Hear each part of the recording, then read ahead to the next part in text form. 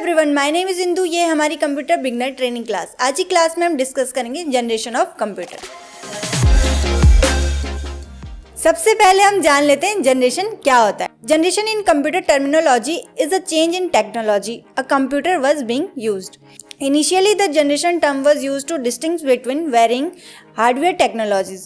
Nowadays, generation includes both hardware and software. Computer के शुरुआत के समय में जनरेशन सिर्फ हार्डवेयर के लिए ही यूज़ होती थी, बट आज के टाइम में जनरेशन सब हार्डवेयर एंड सॉफ्टवेयर दोनों के लिए ही यूज़ होता है। मीन्स आज के टाइम में हार्डवेयर एंड सॉफ्टवेयर दोनों में ही डेवलपमेंट होता है, जिसको हम जनरेशन के थ्रू समझ सकते हैं। जिस कंप्यूटर का आज हम यूज़ कर रहे हैं, अपने शुरुआती समय में यह बिल्कुल भी ऐसा नहीं था।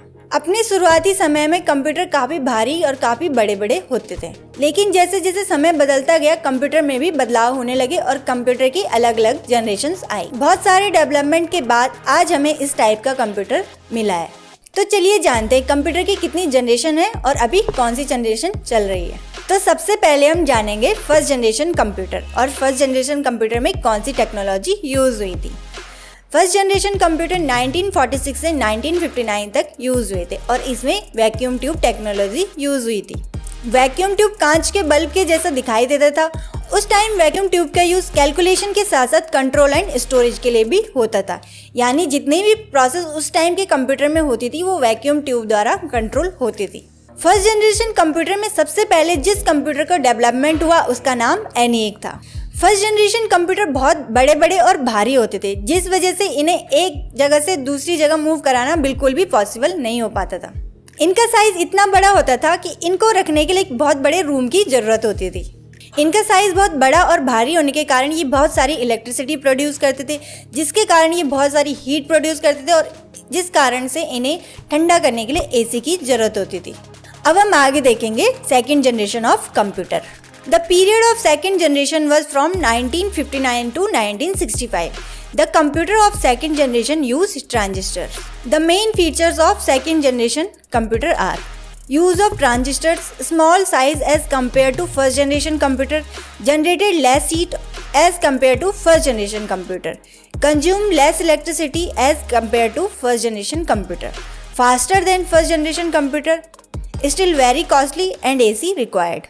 सेकेंड जनरेशन कंप्यूटर 1959 से 1965 तक यूज़ हुआ था। इनमें वैक्यूम ट्यूब की जगह ट्रांजिस्टर यूज़ होते थे। अब जितनी भी जनरेशन आएगी उसका हम आपस में कंपैरिजन करेंगे। फर्स्ट जनरेशन के कंपैरिजन में ये थोड़ा छोटे थे, कम इलेक्ट्रिसिटी यूज़ होती थी, AC अभी भी रिक्वायर्ड थे और इनकी स्पीड काफ़ी ज़्यादा थी फर्स्ट जनरेशन के मुकाबले। लेकिन अभी भी इनके बड़े साइज़ एंड हैवी होने के कारण अभी भी ये बहुत कॉस्टली होते थे। अब बात करते हैं थर्ड जनरेशन की। The period of third generation was from 1965 to 1971. The computer of the third generation use integrated circuit in place of transistors. The main features of third generation are IC used, smaller size, generated less heat, faster, lesser maintenance, costly, AC required, consume lesser electricity. Third generation computer 1965 से 1971 तक use हुए थे। इसमें transistor की जगह integrated circuit का use हुआ था। इंटीग्रेटेड सर्किट का आविष्कार जैक किल्वी ने किया था। इंटीग्रेटेड सर्किट के यूज से इनके साइज में काफी कमी आई, जिससे इनका साइज और इनका वेट बहुत कम हो गया। थर्ड जनरेशन कंप्यूटर की स्पीड सेकंड जनरेशन के कंपैरिजन में काफी ज्यादा होती थी। सेकंड जनरेशन की तुलना में थर्ड जनरेशन कंप्यूटर काफी छोटे थे, कम इलेक्ट्रिसिटी यूज करते थे, बट अभी भी इनको AC की नीड थी। इनके छोटे साइज के कारण इनको मेंटेन करना आसान था, यानी इनकी मेंटेनेंस आसानी से हो जाती थी। नेक्स्ट हम डिस्कस करेंगे fourth generation of computer. The period of the fourth generation was from 1971 to 1980. Computers of the fourth generation used very large scale integration VLSI circuits. VLSI circuits having 5000 transistors. The main features of the fourth generation are VLSI technology used portable and reliable use of PCs, very small size, no AC required, concept of internet was introduced, great development in the field of networks, computer become easily available. Fourth generation computer का use 1971 से 1980 तक हुआ था। इसमें VLSI के साथ micro processor technology का use हुआ था। माइक्रो प्रोसेसर एक सिंगल चिप होती है जिसका यूज़ कंप्यूटर को कंट्रोल करने के लिए और जितने भी अर्थमेटिक एंड लॉजिकल ऑपरेशन होते हैं उनको करने के लिए किया जाता है। सबसे पहला माइक्रो प्रोसेसर इंटेल कंपनी द्वारा बनाया गया था, जिसका नाम था इंटेल 4004। इस जनरेशन के कंप्यूटर का साइज बहुत छोटा था और ये बहुत हल्के होते थे, जिस कारण इनकी मेंटेनेंस बहुत आसान होती थी और ये पोर्टेबल होते थे। इनके छोटे साइज के कारण ये बहुत कम इलेक्ट्रिसिटी कंज्यूम करते थे, जिस कारण ये कम हीट प्रोड्यूस करते थे और इनमें एसी की नीड नहीं होती थी।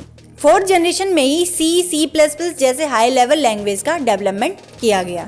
4th जनरेशन कंप्यूटर से ही इंटरनेट एंड नेटवर्क का कॉन्सेप्ट आया। 4th जनरेशन कंप्यूटर का साइज बहुत छोटा होने के कारण ये बहुत सस्ते होते थे, जिसके कारण ये इजीली अवेलेबल हो जाते थे और इस वजह से ही पीसीज का ट्रेंड आया, यानी लोग पर्सनली भी अब कंप्यूटर लेने लगे थे। 1st, 2nd and 3rd generation तक कंप्यूटर लोग पर्सनली यूज़ नहीं करते थे, वो किसी बड़ी ऑर्गेनाइजेशन में ही यूज़ होते थे। बट 4th जनरेशन से ही पर्सनल कंप्यूटर का ट्रेंड आया, यानी तब लोग अपने लिए भी कंप्यूटर यूज़ करने लगे थे। तो अब हम डिस्कस करेंगे 5th generation of computer. The period of 5th generation computer is 1982 till date. In the 5th generation, VLSI technology become ULSI, ultra large scale integration technology, resulting in the production of microprocessor chip having 10 million electronic components.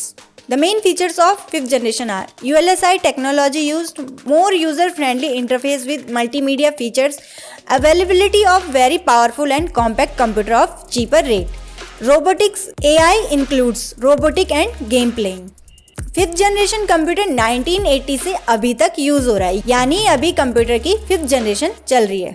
इस generation के computer ULSI technology पर based थे। इस generation में micro processor chip के अंदर लगभग 10 million electronic component लगे होते हैं। इस जनरेशन में माइक्रो प्रोसेसर में डेवलपमेंट के साथ साथ आर्टिफिशियल इंटेलिजेंस यानी AI का भी डेवलपमेंट हुआ, जिसके थ्रू रोबोटिक एंड गेमिंग भी आया। साथ ही साथ इस जनरेशन में C++, जावा, पाइथन, .NET जैसे हाई लेवल लैंग्वेज का भी डेवलपमेंट हुआ। आज के टाइम में हम जितने भी डिवाइसेस यूज करते हैं, लैपटॉप, डेस्कटॉप, मोबाइल फोन, ये सारे 5th जनरेशन कंप्यूटर में ही आते हैं और ये सारी चीजें 5th जनरेशन कंप्यूटर की वजह से ही पॉसिबल हो पाई हैं। तो अब जो करंट जनरेशन चल रही है यानी 5th जनरेशन ऑफ कंप्यूटर, तो उसमें आप देख सकते हो कि कितना डेवलपमेंट हुआ, टेक्नोलॉजी में कितने चेंजेस हुए। रोबोटिक्स आ गया, AI का डेवलपमेंट हुआ और 5th जनरेशन के कारण ही हाई ग्राफिक वाली गेमिंग पॉसिबल हो पाई है। तो आई होप आपको अब समझ में आ गया होगा कि जनरेशन क्या होती है, जनरेशन के कितने टाइप होते हैं और हर एक जनरेशन में कितना डेवलपमेंट हुआ, जिस कारण हमारी टेक्नोलॉजी में कितना चेंजेस आया। तो आज की क्लास के लिए इतना ही। नेक्स्ट क्लास में हम डिस्कस करेंगे कंप्यूटर मेमोरी।